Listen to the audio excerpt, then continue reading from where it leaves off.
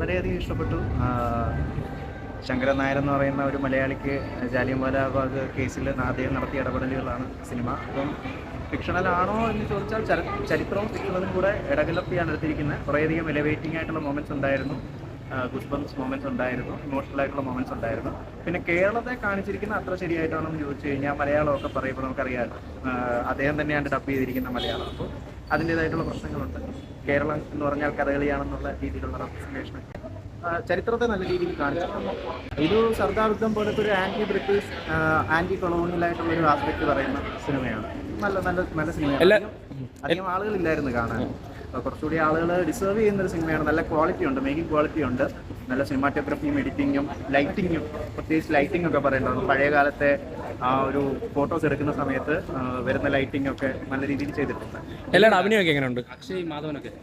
മാധവനും അക്ഷയും തമ്മിലുള്ള ആ ഒരു കൺഫ്രണ്ടേഷൻ ഒക്കെ നല്ലതാണ്. അവർ തമ്മിലുള്ള കൺഫ്രണ്ടേഷന്റെ ആ ഒരു റീസൺ ഒക്കെ അത്ര സ്റ്റേബിൾ, അത്ര നല്ലതാണോ എന്ന് ചോദിച്ചാൽ അത്ര സോളിഡ് ആണെന്ന് പറയാൻ പറ്റത്തില്ല. എങ്കിലും നല്ല രീതിയിൽ ചെയ്തിട്ടുണ്ട്. നല്ല പടമായിരുന്നു. It was good. I mean, it was a good movie with Akshay Kumar and yeah, Kesari 1 also was good, and yeah, it was an interesting movie. I think people should see such movies and think what is the history of India and understand. It was good. എങ്ങനെയുണ്ട് മാധവനും അക്ഷയൊക്കെ? Oh, both of them are good. I mean, both of them are versatile actors. Madhavan and Akshay Kumar equally good. So yeah, they were good. Even Ananya was good. She was good. I mean, I think she got a good role this time. I mean, yeah, so overall it was good. All the actors were good. നല്ല movie, നല്ല movie കണ്ടുകൊണ്ടിരിക്കാൻ. അതെ, ശരിക്കും ആ British ഇത് നമ്മളെ ഇന്ത്യക്കാരോട് ചെയ്തിരിക്കുന്നതിൻ്റെ കുറച്ച് ആൾക്കാർക്ക് മനസ്സിലാക്കി കൊടുക്കാനുള്ള ഒരു ഇത് വരുന്നുണ്ട്. എല്ലാവരുടെ അഭിനയമൊക്കെ എങ്ങനെയുണ്ട് ചേട്ടാ? അഭിനയം നല്ല, അക്ഷയകുമാറും നല്ലതായിരുന്നു, മാധവനും നല്ലതായിരുന്നു. अच्छी मूवी है। मतलब हम लोग को पता चला कि जो जलियांवाला बाग के दिन क्या क्या हुआ, वो क्या नहीं हुआ, उसके बारे में हमको भी अभी मालूम पड़ा।